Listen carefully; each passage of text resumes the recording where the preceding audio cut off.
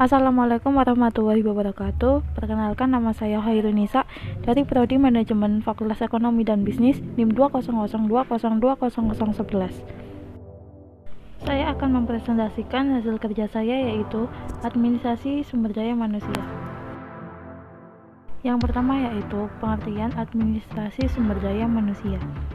Sumber daya manusia atau personel adalah setiap orang yang melaksanakan salah satu pekerjaan atau job, fungsi, kewajiban, tugas, jabatan di dalam struktur atau kerangka organisasi yang memiliki fungsi atau kedudukan untuk menjalankan kegiatan-kegiatan organisasi. Administrasi sumber daya manusia atau personil adalah fungsi dan tanggung jawab direksi atau administrator perusahaan dibantu oleh stafnya atau bawahannya. Administrasi sumber daya manusia menurut para ahli.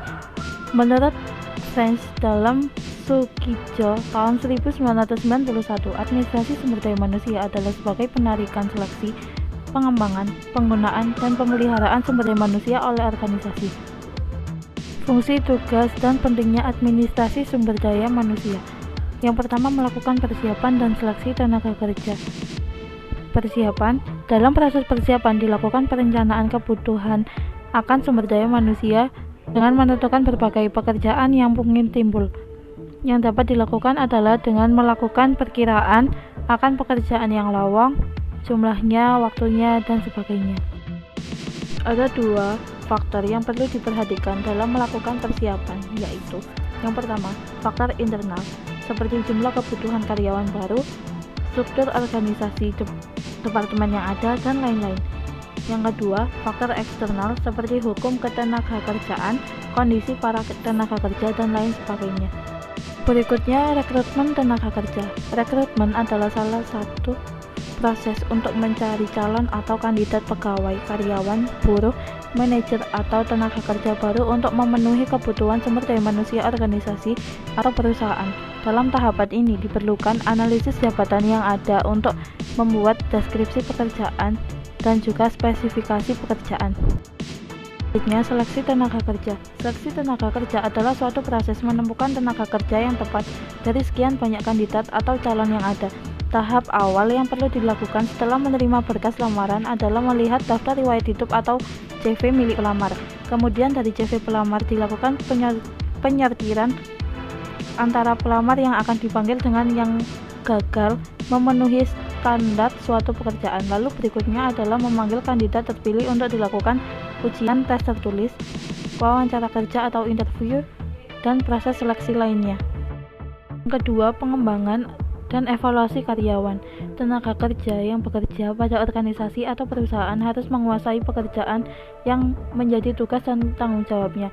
Untuk itu, diperlukan satu pembekalan agar tenaga kerja yang ada dapat lebih menguasai dan ahli di bidangnya masing-masing serta meningkatkan kinerja yang ada. Dengan begitu, proses pengembangan dan evaluasi karyawan menjadi sangat penting, mulai dari karyawan pada tingkat rendah maupun yang tinggi. Yang ketiga, memberikan kompensasi dan proteksi pada pegawai. Kompensasi adalah imbalan atas kontribusi kerja pegawai secara teratur dari organisasi atau perusahaan. Kompensasi yang tepat sangat penting dan disesuaikan dengan kondisi pasar tenaga kerja yang ada pada lingkungan eksternal. Kompensasi yang tidak sesuai dengan kondisi yang ada dapat menyebabkan masalah ketenagakerjaan di kemudian hari ataupun dapat menimbulkan kerugian pada organisasi atau perusahaan.